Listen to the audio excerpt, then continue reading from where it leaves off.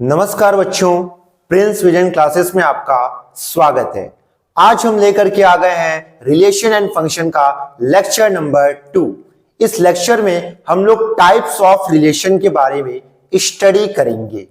इससे पहले आपका रिलेशन एंड फंक्शन का एक लेक्चर आ चुका है जिसमें हमने रिलेशन के कुछ बेसिक कंसेप्ट के बारे में जाना था, जैसे सेट क्या होता है, सबसेट क्या होता है, cartesian product of two set कैसे निकालते हैं, रिलेशन किसे बोलते हैं, एंड बाइनरी रिलेशन एंड उससे associated domain, codomain and range of relation.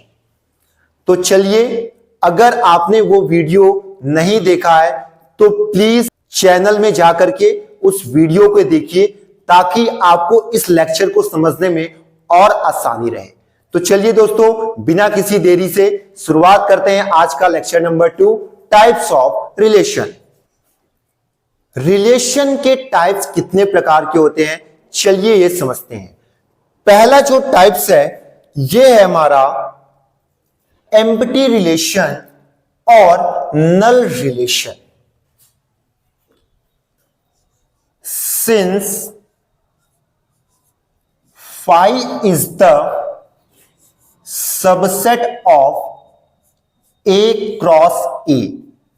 Since phi is the subset of A cross A, then phi is called the empty relation. Phi is called the empty relation on set A। अगर relation में A cross A का कोई भी element नहीं आता है, अगर relation में A क्रॉस A का कोई भी एलिमेंट नहीं आता है तो उस रिलेशन को हम लोग एम्प्टी रिलेशन कहते हैं। उस रिलेशन को हम लोग एम्प्टी रिलेशन कहते हैं। इसका एक एग्जाम्पल देखते हैं। मान लीजिए हमारे पास एक सेट है A जिसके अंदर एलिमेंट है 1 2 3 एंड इस सेट पर एक रिलेशन डिफाइंड है x, y such that x plus y is equal to 8 where x, y belongs to set A। यहां पर एक सेट दिया हुआ है और उसमें एक रिलेशन डिफाइंड है और रिलेशन क्या बोल रहा है, अगर x प्लस वाई बराबर 8 आ रहा है तो आप इस रिलेशन में शामिल होने लायक हो। लेकिन सेट A का हम कोई भी दो एलिमेंट उठा लें, सेट A का कोई भी दो एलिमेंट उठा ले, वो इस प्रॉपर्टी को सेटिस्फाई नहीं कर पा रहा है। देख सकते हैं, जैसे मैंने 1 और 2 उठाया, 1 प्लस 2 3 आएगा, 8 नहीं आएगा। कोई भी हम एलिमेंट उठा लेंगे तो x प्लस 5 बराबर 8 नहीं आएगा। इसका मतलब क्या हुआ कि हमारे रिलेशन में एक भी एलिमेंट नहीं आ सकता, तो ये रिलेशन क्या हो जाएगा, एम्प्टी रिलेशन। ये रिलेशन क्या हो जाएगा, एम्प्टी रिलेशन। कुछ नहीं, रिश्ता भी एक रिश्ता होता है, that is your empty relation. Clear है सबको यहां तक? चलिए अब रिलेशन के सेकेंड टाइप्स पे चलते हैं। सेकेंड टाइप से हमारा universal relation. We know that, कौन जानता है, हम जानते हैं। क्या जानते हैं कि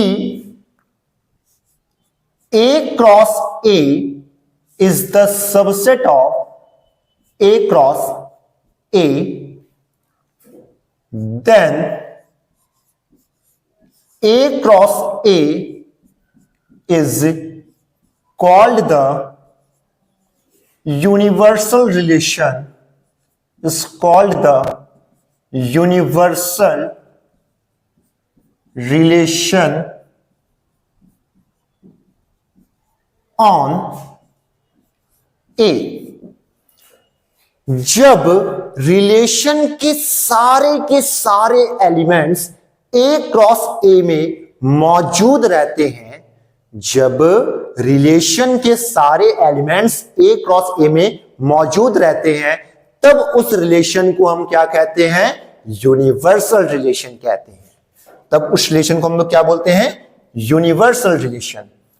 फॉर एग्जाम्पल, मान लीजिए हमारे पास एक सेट है A is equal to x comma y, उसके एलिमेंट है एक्स कॉमा वाई, एंड इस सेट पर एक रिलेशन डिफाइंड है, कौन सा? X comma x, x comma y, y comma x, y comma y. आप देख सकते हैं, अगर मैं यहां पर ए क्रॉस ए भी निकालूंगा तो क्या आएगा? X comma x, x comma y, y comma x and y comma y. Relation के अंदर जितने भी एलिमेंट्स आ रहे हैं वो सारे के सारे एलिमेंट ए क्रॉस ए में मौजूद है। सिंपल भाषा में बोले, जब रिलेशन कार्टेशियन प्रोडक्ट के बराबर हो जाता है, जब रिलेशन कार्टेशियन प्रोडक्ट के बराबर हो जाता है, तब उस रिलेशन को हम लोग क्या बोलते हैं? Universal relation. उस रिलेशन को क्या बोलते हैं? Universal relation. क्लियर है सबको यहां तक? चलिए अब रिलेशन के थर्ड टाइप्स पे चलते हैं। थर्ड टाइप्स ऑफ रिलेशन है identity relation. Third type of relation है आइडेंटिटी रिलेशन। ध्यान से देखिएगा, the relation I A is said to be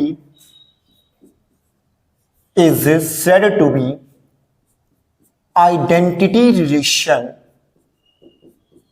is said to be identity relation on set A if IA is equal to A comma A such that A belongs to A। ध्यान से समझिएगा, जब रिलेशन के अंदर set के जितने भी एलिमेंट्स होते हैं वो खुद से ही रिश्ता बनाते हैं, खुद से ही रिलेशन क्रिएट करते हैं, तो उस रिलेशन को बोलते हैं आइडेंटिटी रिलेशन। एक बार फिर से ध्यान से समझिएगा, जब सेट के अंदर जितने भी एलिमेंट्स हैं वो खुद का रिश्ता खुद से ही बनाते हैं, तो ऐसे रिलेशन को क्या बोलते हैं? Identity relation. ध्यान रखिएगा, आइडेंटिटी रिलेशन में सिर्फ और सिर्फ खुद का खुद से रिश्ता होना चाहिए, दूसरे के साथ रिश्ता नहीं होना चाहिए। आइडेंटिटी रिलेशन अपने जिंदगी में बहुत लॉयल होता है, सिर्फ और सिर्फ खुद का रिश्ता खुद के साथ रखता है, दूसरा नो अलाउड। तो यहां पर मैं एक चीज और बोल सकता हूं, each element of a given set is related to itself,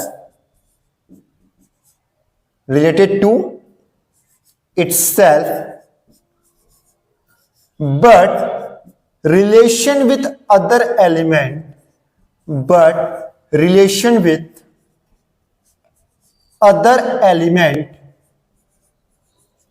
is not allowed. Relation with other element is not allowed. बहुत ध्यान से समझिएगा, आइडेंटिटी रिलेशन में सिर्फ और सिर्फ खुद का रिश्ता खुद के साथ होता है, लेकिन किसी दूसरे एलिमेंट के साथ रिश्ता नहीं हो सकता। फॉर एग्जाम्पल, मान लीजिए हमारे पास एक सेट है एक्स, जिसके अंदर एलिमेंट है 3, 4, 5 एंड इस सेट पर एक रिलेशन एसोसिएटेड है आर, जिसका ordered pair 3, 3, 3, 4 and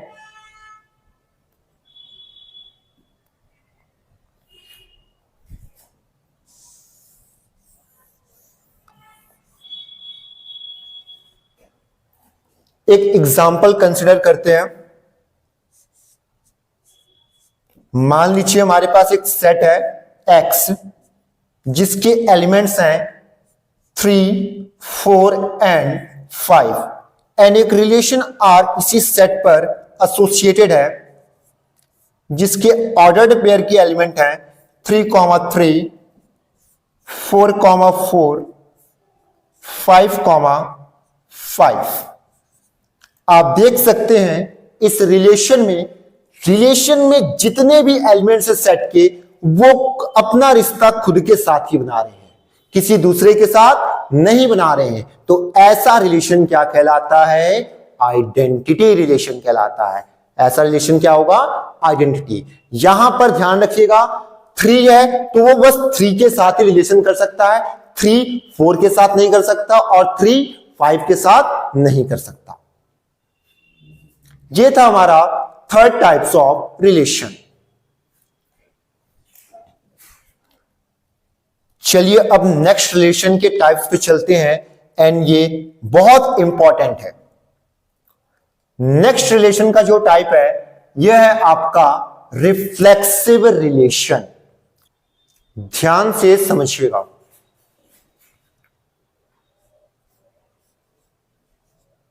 the relation are on a set A is said to be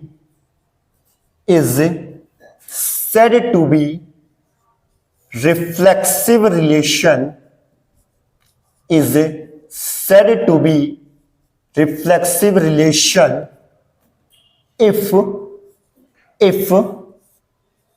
A, A belongs to R for all A belongs to R।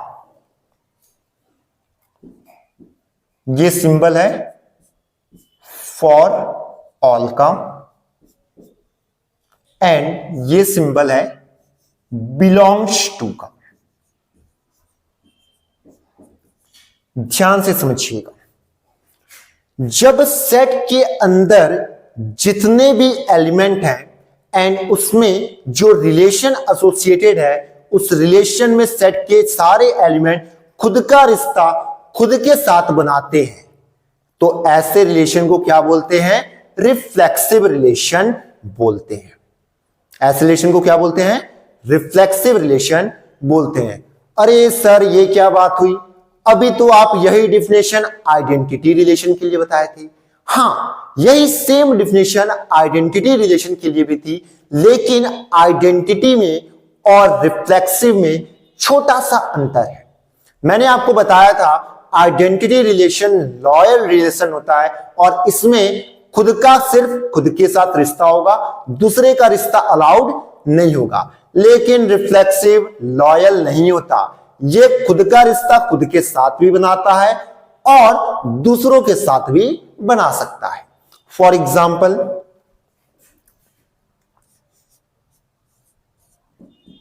मान लीजिए हमारे पास एक सेट है जिसके एलिमेंट हैं 2, 4, 6 एंड इसमें एक रिलेशन डिफाइंड है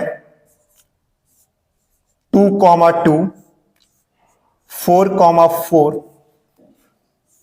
4, 6, 6,6। आप यहां देख सकते हैं इस सेट में 3 एलिमेंट्स हैं 2, 4 और 6 एंड जो रिलेशन है इसमें 2,2, 4,4 और 6,6 आ रहा है। तो अगर मैं आपसे पूछूं क्या ये रिलेशन रिफ्लेक्सिव है? हां है। क्या ये रिलेशन रिफ्लेक्सिव है? हां है, बिकॉज ये कंपल्सरी है इस रिलेशन में आना। क्या एक्स्ट्रा आ सकता है? हां, यहां पर एक्स्ट्रा एलिमेंट अलाउड है। लेकिन अगर मैं आपसे पूछूं क्या ये आइडेंटिटी रिलेशन है? ये आइडेंटिटी रिलेशन नहीं है, बिकॉज यहां पर एक्स्ट्रा एलिमेंट आ जा रहा है 4,6। आइडेंटिटी में सिर्फ और सिर्फ खुद का रिश्ता खुद के साथ होना चाहिए, दूसरों के साथ नहीं होना चाहिए। रिफ्लेक्सिव में यह जरूरी है कि खुद का रिश्ता खुद के साथ हो, लेकिन यहां पर एक्स्ट्रा रिलेशन भी आ सकते हैं। एक एलिमेंट दूसरे के साथ भी रिलेशन ऑक्युपाई कर सकता है। तो आई होप आपको यह समझ में आ गया होगा आइडेंटिटी रिलेशन और रिफ्लेक्सिव रिलेशन में क्या अंतर होता है।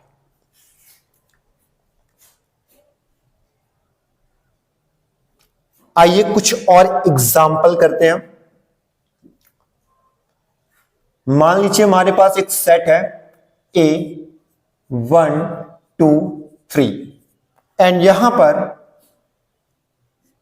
बहुत सारी रिलेशन डिफाइंड है इस सेट पर।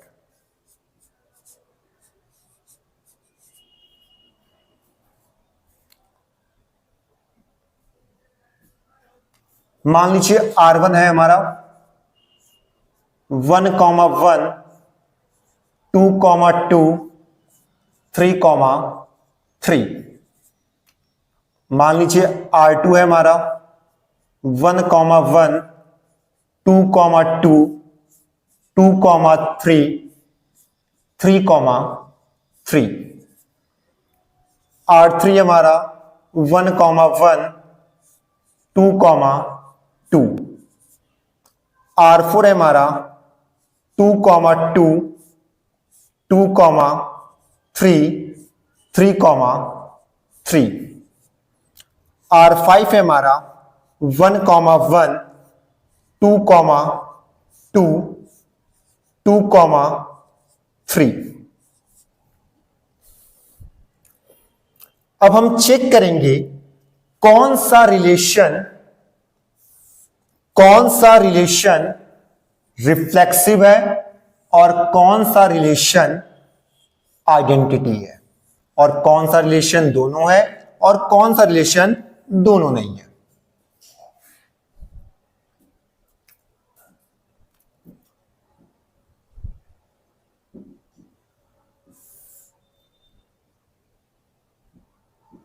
चलिए पहला रिलेशन क्या है? R1 1,1 2,2 3,3। क्या यह रिलेशन आइडेंटिटी है? हां है, बिकॉज सेट के अंदर जितने भी एलिमेंट्स आ रहे हैं वो सिर्फ और सिर्फ खुद से रिश्ता बना रहे हैं, किसी एक्स्ट्रा के साथ नहीं बना रहे हैं। तो यह रिलेशन आइडेंटिटी रिलेशन है। क्या यह रिलेशन रिफ्लेक्सिव है? हां, रिफ्लेक्सिव भी है, बिकॉज सेट के अंदर जितने भी एलिमेंट्स आ रहे हैं वो खुद का रिश्ता खुद के साथ नहीं बना रहे हैं। एक्स्ट्रा रिलेशन अलाउड होता है रिफ्लेक्सिव में, लेकिन नहीं है तब पर भी चल जाएगा। R2 की बात करते हैं। R2 में 1,1 है 2,2 है 3,3 है। क्या यह रिलेशन आइडेंटिटी है? नहीं, बिकॉज आइडेंटिटी में सिर्फ और सिर्फ खुद का रिश्ता खुद के साथ होना चाहिए, किसी दूसरे के साथ रिश्ता नहीं होना चाहिए। तो इसकी वजह से यह रिलेशन हमारा आइडेंटिटी नहीं होगा। लेकिन क्या यह रिलेशन रिफ्लेक्सिव है? हां है, बिकॉज यहां पर एक्स्ट्रा एलिमेंट अलाउड होता है। R3 क्या है? 1,1 2,2। क्या यह रिलेशन आइडेंटिटी है? नहीं, बिकॉज ये डिफिनेशन में बोलता है कि सेट के अंदर जितने भी एलिमेंट्स आ रहे हैं, सेट के अंदर जितने भी एलिमेंट्स आ रहे हैं उनका रिलेशन, उन सारे एलिमेंट का रिलेशन खुद के साथ होना चाहिए। यहां पर देखिए सेट में 3 तो बिलोंग कर रहा है, लेकिन रिलेशन में 3,3 नहीं है, जिसकी वजह से ना तो ये आइडेंटिटी होगा और ना ही ये रिफ्लेक्सिव होगा। चलिए चौथे रिलेशन पे आते हैं। चौथा रिलेशन, यहां पर भी वही केस देख सकते हैं, 1 सेट में बिलोंग कर रहा है लेकिन 1,1 रिलेशन में नहीं है, तो ना तो ये आइडेंटिटी होगा और ना ही ये रिफ्लेक्सिव होगा। पांचवा 1,1, 2,2, 3,3, क्या ये यहां पर भी आपका वही केस आ गया, ना तो ये आइडेंटिटी होगा और ना ही ये रिफ्लेक्सिव होगा। कुछ और एग्जाम्पल ले लेते हैं ताकि और चीजें हम लोग समझ सके। मान लेते हैं हमारा रिलेशन है R6, 1,1, 1,3, 2,2, 3,1, 3,3।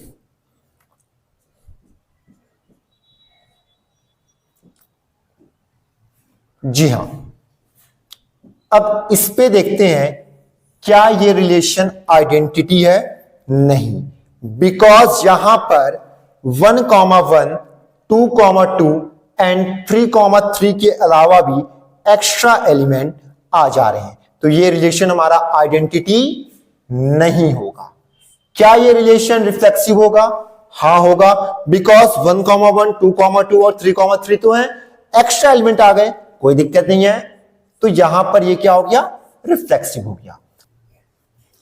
आप यहां देख सकते हैं जितने भी आइडेंटिटी रिलेशन हैं वो सारे के सारे रिफ्लेक्सिव हैं, लेकिन सारे रिफ्लेक्सिव रिलेशन आइडेंटिटी नहीं होते हैं। तो यहां पर एक नोट करने वाली बात है, क्या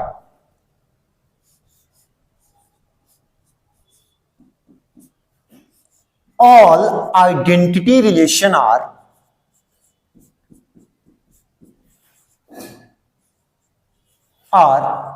reflexive, but all reflexive relation are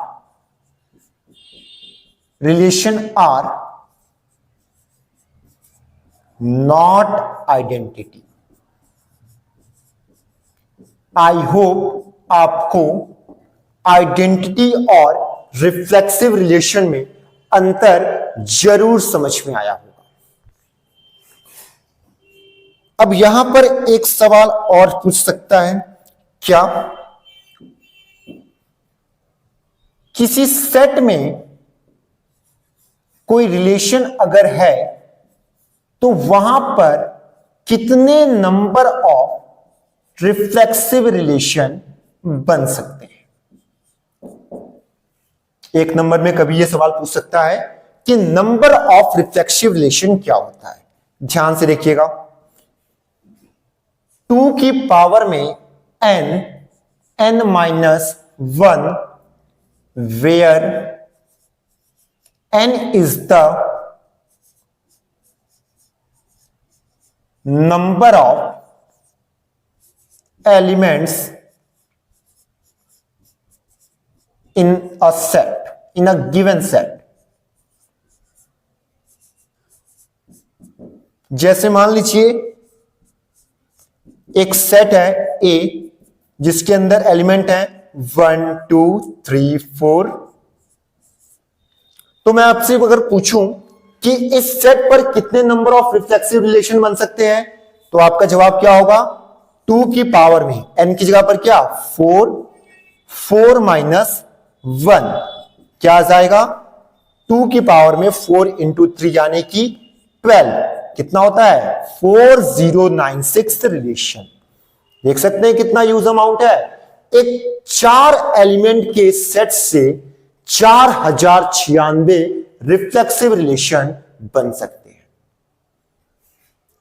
तो आई होप आप लोगों को रिफ्लेक्सिव रिलेशन क्या होता है यह समझ में आया होगा। चलिए अब फिफ्थ टाइप के रिलेशन पे आते हैं, जिसका नाम है सिमेट्रिक रिलेशन। ध्यान से देखिएगा, the relation R on a set A is said to be symmetric relation, is said to be symmetric relation if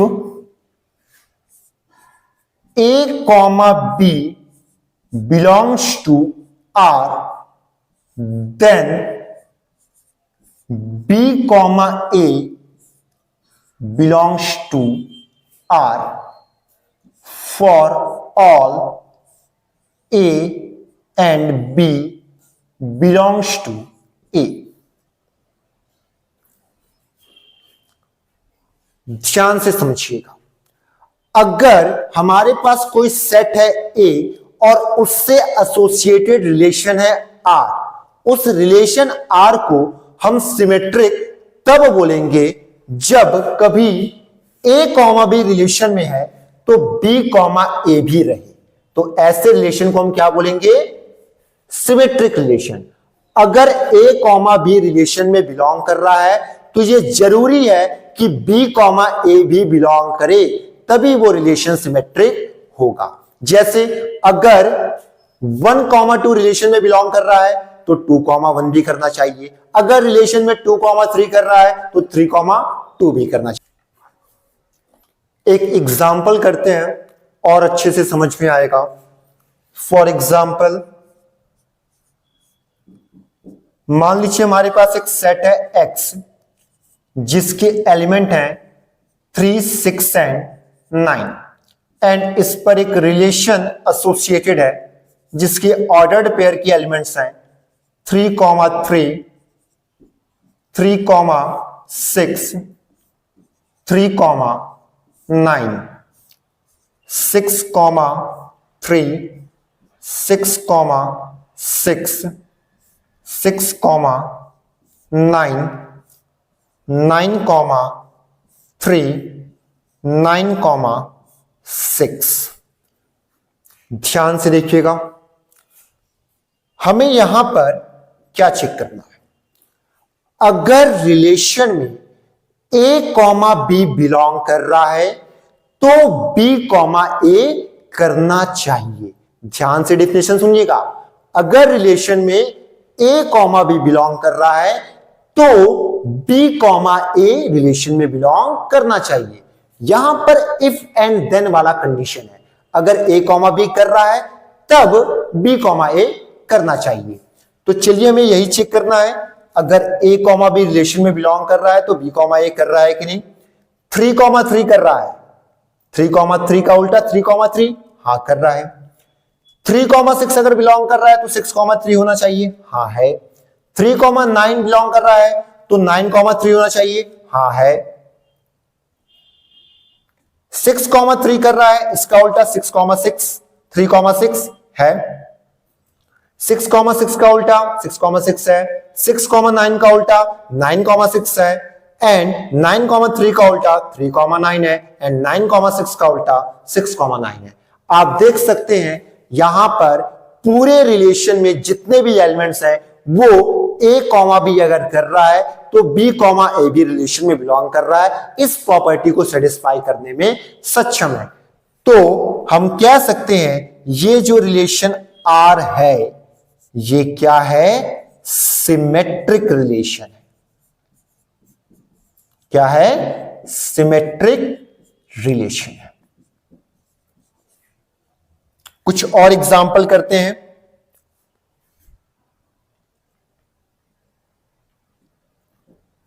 मान लीजिए हमारे पास एक सेट है जिसके एलिमेंट्स हैं 1, 2, 3, 4।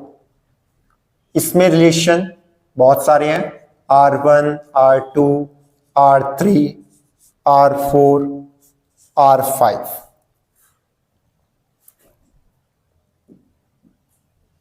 R1 में है 1, 1, 1, 2, 2, 1, 2, 2। R2 में है 1, 1, 1, 4, 2, 2, 3, 3 एंड 4, 1। R3 में है 1, 2, 1, 3, 2, 2, 2, 3, 3, 3, 4, 4।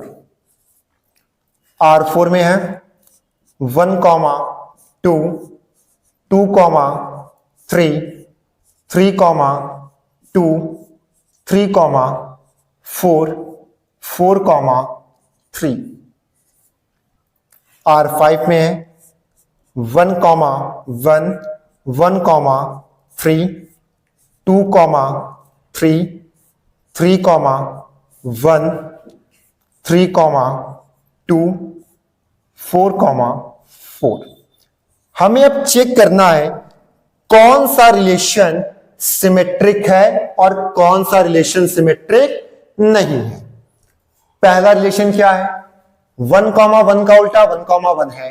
1, 2 का उल्टा 2, 1 है। 2, 1 का उल्टा 1, 2 है। 2, 2 का उल्टा 2, 2 है। तो ये रिलेशन सिमेट्रिक हो गया। जरूरी नहीं है कि वो सारे एलिमेंट्स रिलेशन में सेट के आए, या जरूरी नहीं है कि सेट में सारे के सारे, या जरूरी नहीं है कि रिलेशन में सेट के सारे एलिमेंट्स आए। R2 पे चलते हैं।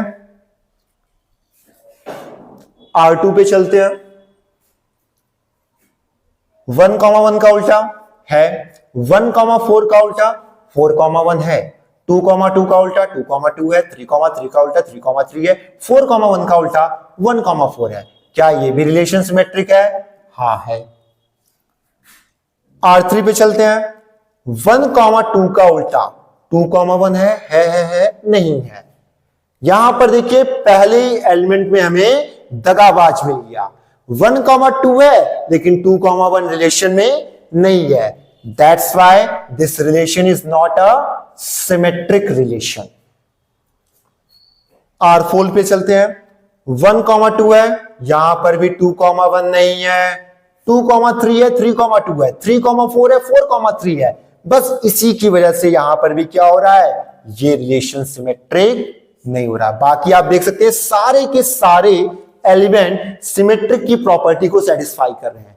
बस एक एलिमेंट है जो सिमेट्रिक की प्रॉपर्टी को सेटिस्फाई नहीं कर रहा है, और इसी की वजह से ये रिलेशन सिमेट्रिक नहीं है। आपने एक कहावत सुनी होगी, एक सड़ी मछली पूरे तालाब को गंदा करती है, तो वही है ये सड़ी मछली। R5 पे चलते हैं। 1, 1 का उल्टा 1, 1 है। 1, 3 का उल्टा 3, 1 है। 2, 3 का उल्टा 3, 2 है। 3, 1 का उल्टा 1, 3 है। 3, 2 का उल्टा 2, 3 है। 4, 4 का उल्टा 4, 4 है। क्या ये रिलेशन सिमेट्रिक है? यस सर, ये रिलेशन सिमेट्रिक है। आई होप आपको समझ में आया होगा सिमेट्रिक रिलेशन किसे बोलते हैं, कब कोई रिलेशन सिमेट्रिक होगा और कब कोई रिलेशन सिमेट्रिक नहीं होगा। अब इससे एक सवाल और पूछ सकता है, क्या नंबर ऑफ सिमेट्रिक रिलेशन कितने होते हैं? नंबर ऑफ सिमेट्रिक रिलेशन कितने होते हैं?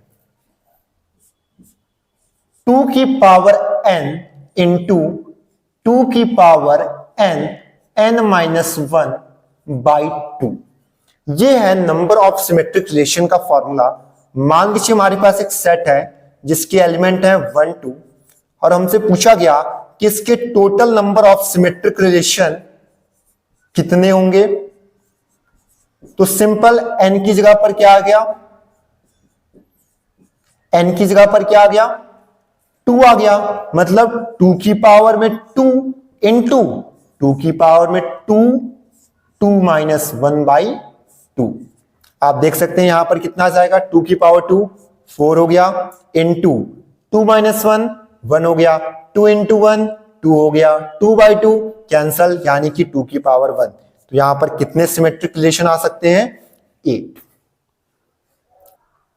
अब चलते हैं अपने रिलेशन के आखिरी टाइप्स पर, जिसका नाम है ट्रांजिटिव रिलेशन। ट्रांजिटिव रिलेशन, ध्यान से देखिएगा। A relation R on a set A is said to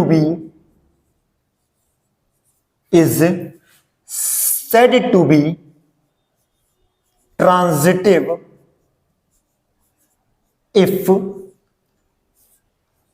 A comma B belongs to R and B comma C belongs to R, then it must be A comma C belongs to R for all A comma B comma C belongs to A।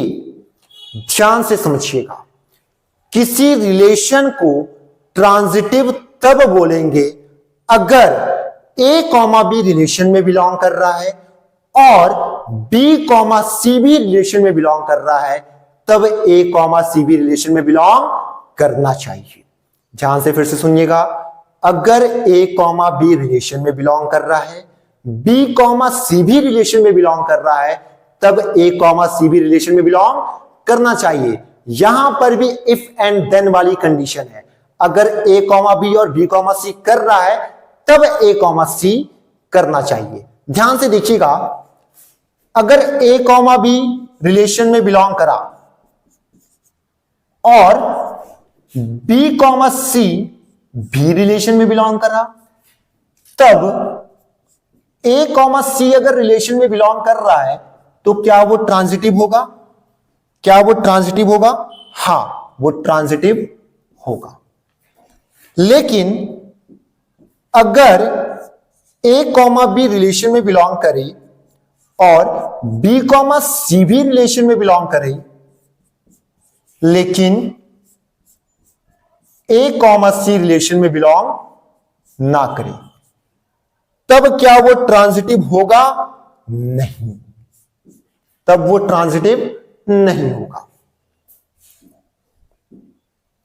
अगर A comma B relation में belong कर रहा है लेकिन B comma सी ही relation में belong ना करे, तब बताइए क्या ये रिलेशन ट्रांजिटिव होगा? कमेंट बॉक्स में कमेंट करके बताइएगा, क्या ये रिलेशन ट्रांजिटिव होगा? दोस्तों, ये रिलेशन भी ट्रांजिटिव होगा। मैंने आपको ट्रांजिटिव रिलेशन का डेफिनेशन बताया, अगर A कॉमा बी और B कॉमा सी रिलेशन में है तब A कॉमा सी को हम चेक करने जाएंगे, तब A कॉमा सी को हम चेक करने जाएंगे। अगर B कॉमा सी ही रिलेशन में नहीं है तो A कॉमा सी चेक करने की जरूरत नहीं है, फिर भी वो रिलेशन क्या होगा? ट्रांजिटिव होगा।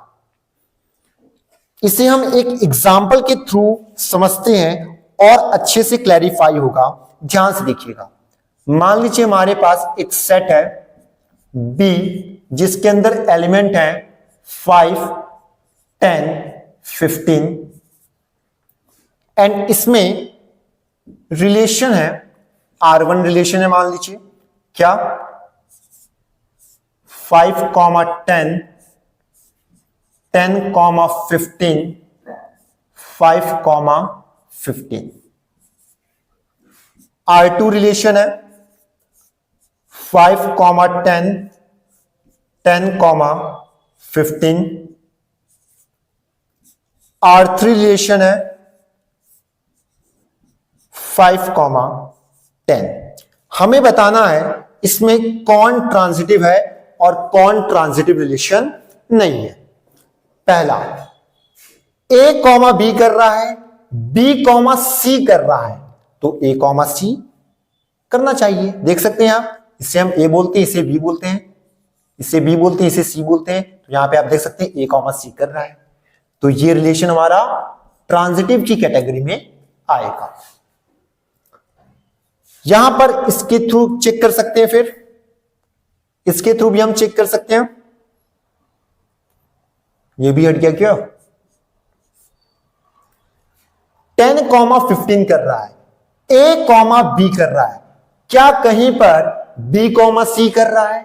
नहीं। 10,15 कर रहा है, क्या कहीं पर 15 कॉमा कुछ है? नहीं, मतलब बी कॉमा सी नहीं है, तो इसके नजरिए से भी क्या होगा? ट्रांजिटिव होगा। 5,15 ए कॉमा बी कर रहा है, क्या कहीं पर 15 कॉमा कुछ है? नहीं है, फिर ये रिलेशन क्या हो गया? ट्रांजिटिव होगा। ये ध्यान रखिएगा, अगर ए कॉमा बी रिलेशन में है और बी कॉमा सी नहीं है, फिर भी वो रिलेशन ट्रांजिटिव रिलेशन होगा।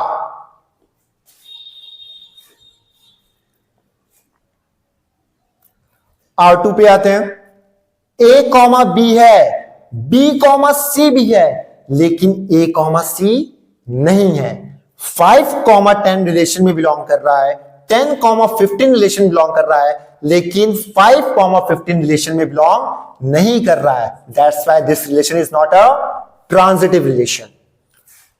R3 की बात करें, R3 में क्या है? 5,10 है, ए कॉमा बी है बस, बी कॉमा सी नहीं है, आंख बंद करके ट्रांजिटिव।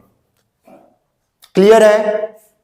तो उम्मीद करता हूं आपको रिफ्लेक्सिव रिलेशन, सिमेट्रिक रिलेशन और ट्रांजिटिव रिलेशन बहुत अच्छे से समझ में आया होगा। अगर आपको अभी भी इन तीनों रिलेशन में डाउट है तो एक बार प्लीज फिर से वीडियो को देखिएगा, और अगर नहीं समझ में आता है तो कमेंट बॉक्स में कमेंट कर सकते हैं। अब बात करते हैं नंबर ऑफ ट्रांजिटिव रिलेशन की। नंबर ऑफ ट्रांजिटिव रिलेशन का कोई जनरल फॉर्मूला नहीं है, लेकिन इसमें आप बस इतना ध्यान रखिएगा, अगर सेट में एक एलिमेंट है तो number of transitive relation, number of transitive relation एक ही होगा। अगर सेट में दो एलिमेंट हैं तो नंबर ऑफ ट्रांजिटिव रिलेशन 13 होते हैं, एंड अगर सेट में 3 एलिमेंट है तो नंबर ऑफ ट्रांजिटिव रिलेशन 171 होते हैं। आमतौर पर ट्रांजिटिव रिलेशन पूछता नहीं है, अगर पूछेगा भी तो फॉर 1 2 3 सेट का ही पूछेगा। अब बात करते हैं इक्विवेलेंस रिलेशन की। ध्यान से समझिएगा, ऐसा रिलेशन जो रिफ्लेक्सिव भी हो, सिमेट्रिक भी हो और साथ ही साथ में ट्रांजिटिव भी हो, तो ऐसे रिलेशन को हम लोग इक्विवेलेंस रिलेशन बोलते हैं। वही यहां पर लिखा हुआ है, a relation R on a set A is said to be equivalence relation if it is reflexive, symmetric and transitive। ठीक है, मतलब किसी रिलेशन को इक्विवेलेंस होने के लिए तीनों रिलेशन को सेटिस्फाई करना जरूरी है, रिफ्लेक्सिव को भी, सिमेट्रिक को भी और ट्रांजिटिव को भी। नेक्स्ट टॉपिक है हमारा NHT। NHT का फुल फॉर्म आपको नहीं पता होगा। NHT का फुल फॉर्म है न्यूमेरिकल सॉल्विंग टेक्निक। आपके एग्जाम में रिलेशन का कोई भी क्वेश्चन आएगा तो ऑब्वियस सी बात है वो रिफ्लेक्सिव, सिमेट्रिक, ट्रांजिटिव और इक्विवेलेंस रिलेशन पर बेस्ड आएगा। तो हम ये समझेंगे कि कैसे हम उनके न्यूमेरिकल प्रॉब्लम को डील करेंगे। सबसे पहले सवाल उठता है कि हम रिफ्लेक्सिविटी को कैसे चेक करेंगे। रिफ्लेक्सिविटी को चेक करने के लिए मैंने आपको डिफिनेशन में ही बताया था कि सेट के अंदर जितने भी एलिमेंट्स होंगे, सेट के अंदर जितने भी एलिमेंट्स होंगे उन सारे एलिमेंट्स का खुद के साथ रिलेशन होना चाहिए। अगर सारे एलिमेंट्स का खुद के साथ रिलेशन है तो वो रिफ्लेक्सिव रिलेशन होगा। भले वो दूसरों के साथ कर ले वो मंजूर है, लेकिन खुद के साथ होना जरूरी है। ठीक है, तो यहां पर क्या लिखा हुआ है, choose an element from a set namely A. ठीक है, सेट में से हम कोई रैंडमली एलिमेंट को चूज करेंगे, मान लेते हैं वो एलिमेंट कौन सा है, A. In relation check A comma A belongs to R और not for all A belongs to A. Set के सारे एलिमेंट्स के लिए चेक करिए कि उनका रिलेशन खुद के साथ है कि नहीं। अगर है तो वो रिलेशन रिफ्लेक्सिव होगा, अगर नहीं है तो रिफ्लेक्सिव नहीं होगा। सिमेट्रिसिटी को कैसे चेक करते हैं ये ध्यान से समझिएगा। सबसे पहले हम क्या करेंगे, सेट में से दो एलिमेंट को चूज कर लेंगे, ए और बी।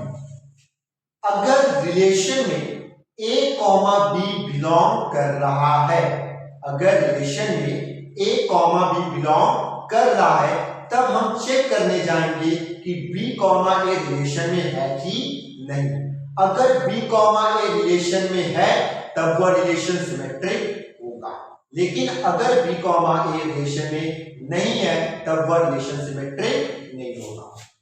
क्लियर है, तो यही चीज आपका लिखा हुआ है, choose two element from a set namely A and B in relation check if a comma b belongs to r then b comma a belongs to r or not for all a b belongs to e।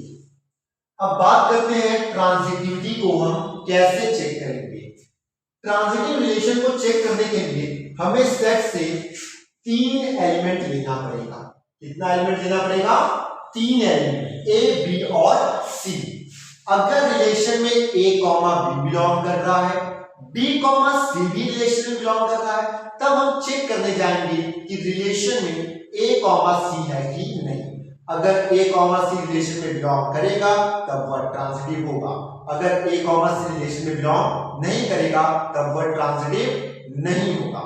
और आपको मैंने इसका एक particular case और बताया था, अगर a comma B relation में बिलोंग कर रहा है, b कॉमा सी रिलेशन में बिलोंग कर ही नहीं रहा है, उसके बाद भी वो रिलेशन क्या होगा, ट्रांजिटिव होगा। क्लियर है, तो आज की वीडियो में बस इतना ही। आज हमने टाइप्स ऑफ रिलेशन के बारे में कंप्लीट स्टडी किया है। नेक्स्ट लेक्चर में हम लोग इसके ऊपर न्यूमेरिकल प्रॉब्लम की शुरुआत करेंगे। तो उम्मीद करता हूं आप लोगों को समझ में आया होगा। धन्यवाद।